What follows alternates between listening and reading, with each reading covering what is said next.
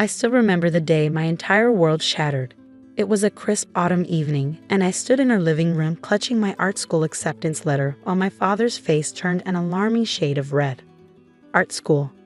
His voice dripped with disgust as he stared at the envelope in my hands. After all we've done to secure your place at Harvard Law? I was 22, fresh out of undergrad with a double major in fine arts and business, a compromise I'd made to appease my parents while pursuing my passion. But now, standing in our meticulously decorated living room that felt more like a courthouse, I knew the real battle was just beginning. "Dad, please," I pleaded, trying to keep my voice steady. "The Florence Academy of Art, it's one of the most prestigious art schools in the world. They only accept 12 students per year." My mother sat perched on the edge of our leather sofa, her perfectly manicured hands clasped so tightly her knuckles had turned white. "Sophia," she said, using my full name instead of the usual Sophie, "we didn't spend a fortune on your education for you to throw it all away on paintings." The way she said paintings, like it was something dirty, something beneath us, made my heart ache. On the walls around us hung expensive artwork my parents had collected over the years, not because they appreciated the artistry, but because each piece was a sound investment. "I'm not throwing anything away," I insisted. "I can make a living as an artist. I've already sold 3 pieces at the senior showcase." "For what?" My father interrupted, his voice rising. "A few $100s. That wouldn't even cover a week's worth of groceries." He strode to his desk and pulled out a thick envelope, my Harvard Law acceptance letter. He'd been carrying it around for weeks, showing it to everyone who would listen. "This," he waved it in front of my face. "This is your future, not some fantasy about becoming an artist." I took a deep breath, gathering every ounce of courage I possessed. "I'm going to Florence." The silence that followed was deafening. My father's face went from red to purple, and my mother's sharp intake of breath cut through the room like a knife. "If you choose this," my father's voice was dangerously quiet, "you choose it without our support. No money, no connections, nothing." "Richard," my mother gasped, but he held up his hand. "No, Catherine. She needs to understand the consequences of her choices." He turned back to me. "You have until tomorrow morning to make your decision. Harvard Law and your family, or this artistic delusion and nothing else." I didn't need until morning. "I choose art." The words left my mouth before I could second-guess them. My mother burst into tears, and my father's expression hardened into something I'd never seen before. "Then pack your things," he said coldly. "You have an hour. After that, you're no longer welcome in this house." That night, I left with 2 suitcases, one filled with clothes, the other with my art supplies. My childhood bedroom, once a sanctuary filled with easels and half-finished canvases, now felt like a museum of abandoned dreams. As I packed, I could hear my mother sobbing downstairs and my father's heavy footsteps pacing the hallway. My younger sister, Lily, slipped into my room as I was zipping up the last suitcase. Her eyes were red from crying. "Where will you go?" she whispered. "I have some money saved," I assured her, trying to sound more confident than I felt. "And Marie said I can stay with her until I figure things out." Marie, my best friend since high school, was the only person who had consistently supported my artistic dreams. She was already in New York, working as a graphic designer and sharing a tiny apartment with 2 other girls. Lily hugged me tightly. "They'll come around," she said, but we both knew it was a lie. The Blackwoods never came around. They either got their way, or they cut their losses. As I walked out of my childhood home that night, my father didn't even look up from his newspaper. My mother stood by the stairs, tears streaming down her face, but she made no move to stop me or say goodbye. The heavy wooden door closed behind me with a final thud, and just like that, I was on my own. The next few months were a blur of exhaustion and determination. I moved in with Marie in New York, sleeping on her couch and working 3 jobs while preparing for my move to Florence. During the day, I worked as a barista at an upscale coffee shop. In the evenings, I taught art classes at a community center, and on weekends, I did face painting at children's parties. Every spare moment was spent painting, improving my portfolio, and learning Italian through online courses. My parents' words echoed in my head every time I felt like giving up. "You'll be a failure. Artists don't make real money. You're throwing your life away." But instead of breaking me, their doubt fueled me. Each criticism became a brush stroke, each dismissal a new layer of paint. 6 months later, I boarded a plane to Florence with everything I owned packed into 3 suitcases. The money I'd saved barely covered my first semester's tuition and a tiny room in a shared apartment, but I was doing it. I was actually doing it. Florence was everything I dreamed of and more. The city itself was art. Every building, every street corner, every sunset over the Arno River seemed to whisper centuries of artistic inspiration. At the academy, I threw myself into my studies with a passion that surprised even me. While other students complained about the grueling schedule and demanding professors, I thrived on it. Professor Alessandro Rossi, my primary instructor, became not just a mentor but a champion of my work. He saw something in my paintings that even I hadn't recognized, a raw emotion, a depth of feeling that came from somewhere deep within. "Your pain," he told me one day as we studied one of my pieces, "it bleeds through the canvas. But so does your strength. This is not just technique, Sophia. This is truth." The truth he spoke of was evident in every piece I created. My first major work at the Academy was a large-scale oil painting titled The Disowned. It showed a young woman standing in a darkened doorway, her shadow stretching behind her into a warm, well-lit room she could no longer enter. The critics called it hauntingly beautiful and a masterpiece of modern realism.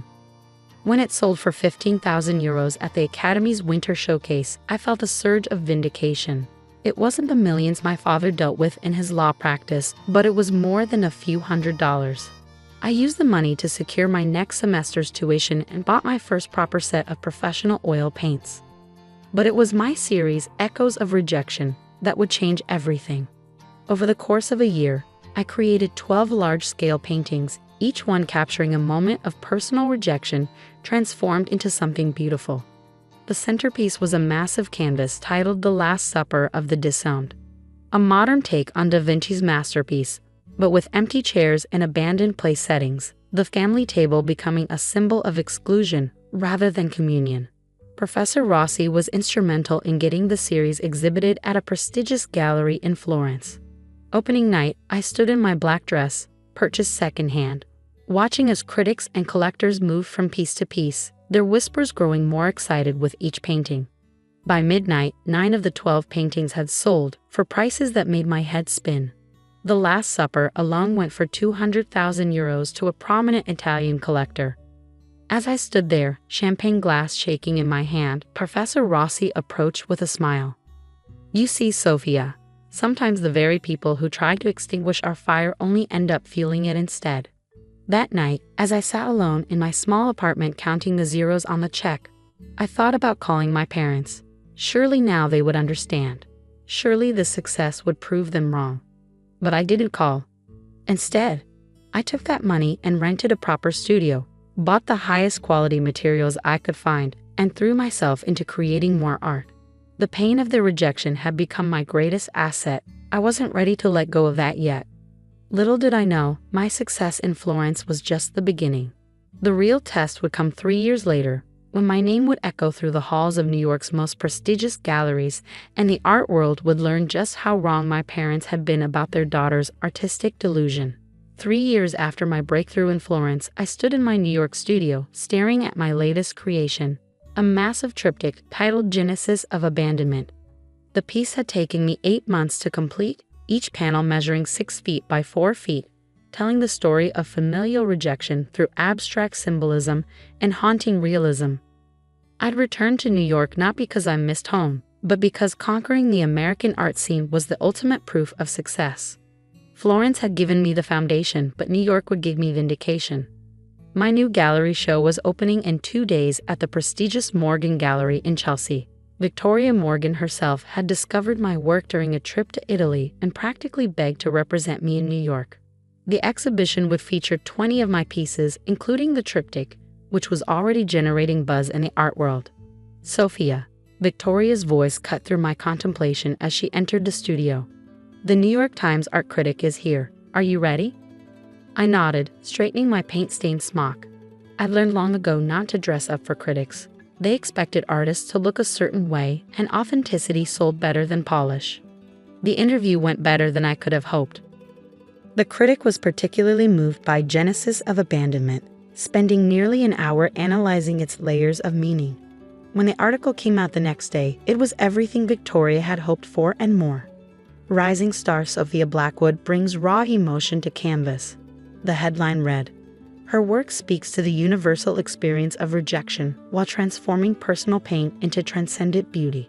The centerpiece of her upcoming exhibition, a triptych valued at $4 million, is already being hailed as a masterpiece of contemporary art. The morning of the opening, Victoria called in a panic. "Sophia, you need to know something. Your parents RSVP for tonight." My hand froze on my coffee cup. "What?" "They called the gallery this morning. Apparently, your father's law firm represents one of our major collectors, and they saw the Times article." She paused. Should I have security turn them away? I thought about it for a long moment. "No," I finally said. "Let them come. It's time they saw exactly what their artistic delusion has become." That evening, I stood in the packed gallery, watching as New York's elite art collectors and critics moved through the space. The exhibition was titled "Price of Rejection," a deliberate double meaning that hadn't been lost on anyone. I was discussing the techniques used in one of my smaller pieces with a collector when I heard the familiar voice that still haunted my dreams. "Sophia." I turned to find my parents standing there, looking exactly as I remembered, yet somehow smaller. My father wore his best suit, the one reserved for important court cases. My mother was dressed in Chanel, her pearls gleaming under the gallery lights. Behind them stood my sister Lily, who had tears in her eyes. "Mother, father." My voice was steady, professional. "Welcome to my exhibition." My father's eyes darted around the room, taking in the red dots next to most pieces, indicating they were already sold. The prices listed would have been unthinkable to him 5 years ago. "Your work," my mother began, then stopped, seemingly at a loss for words. "It's different than what we expected." I raised an eyebrow. "What did you expect? Finger paintings?" Before they could respond, Victoria appeared at my side. "Sophia, darling, the Guggenheim curator would like to discuss acquiring Genesis of Abandonment for their permanent collection. They're offering $4.5 million. I saw my father's jaw drop, and for the first time in my life, he seemed genuinely speechless. "Tell them I'll consider it," I said calmly. "But remind them that the Museum of Modern Art is also interested." Victoria nodded and disappeared into the crowd. My father cleared his throat.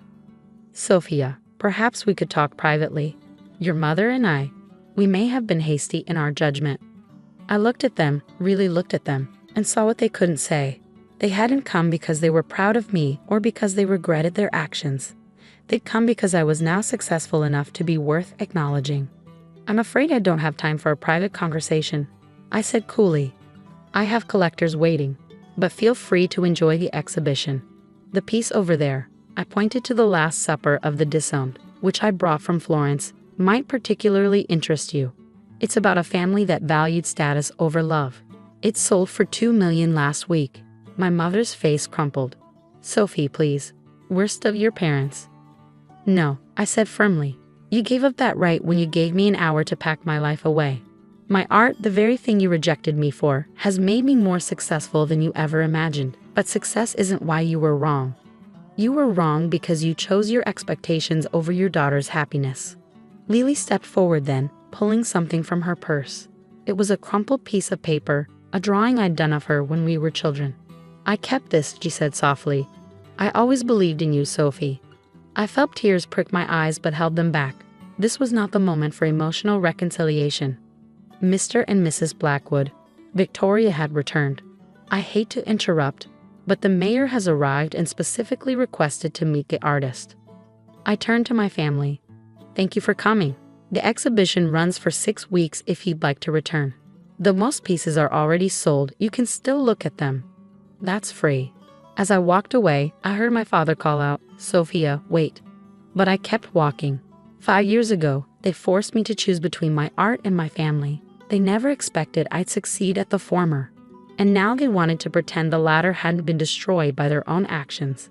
Later that night, after the last guest had left and the gallery was quiet, I stood before Genesis of Abandonment.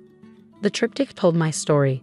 The first panel showing the moment of rejection, the second depicting the struggle and pain of building myself back up, and the third revealing the emergence of success and self-acceptance. Victoria joined me, champagne glasses in hand.